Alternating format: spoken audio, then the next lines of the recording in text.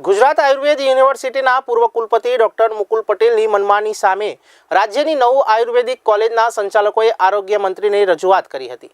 રાજ્યની 9 આયુર્વેદિક કોલેજના સંચાલકોએ પૂર્વ કુલપતિ ડોક્ટર મુકુલ પટેલની મનમાની સંદર્ભે આરોગ્ય મંત્રીને રજૂઆત કરતા જણાવ્યું હતું કે ડોક્ટર મુકુલ પટેલે નિયમ વિરુદ્ધ 8 કોલેજની 97 બેઠકો રદ કરી દીધી।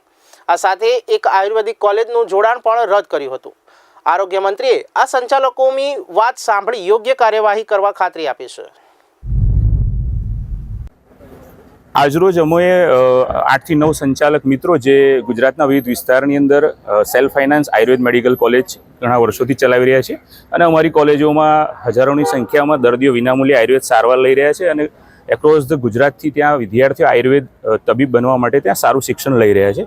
દર વર્ષની અમારી પ્રક્રિયા મુજબ અમારી કોલેજો ગુજરાત આયુર્વેદ યુનિવર્સિટી જામનગર સાથે સંલગ્ન છે, એની સાથે જોડાણ ધરાવે છે। તો એક પ્રક્રિયાના ભાગરૂપે દર વર્ષે એનું એફિલિએશન લેવાનું હોય છે અને એ એફિલિએશનની પ્રક્રિયા દરમિયાન આ વર્ષે 8 કોલેજોને કુલ મંજૂર બેઠકો કરતાં ઓછી બેઠકોનું જોડાણ આપેલું છે અને એક કોલેજનું જોડાણ કાયમ રદ કરી દીધેલું છે।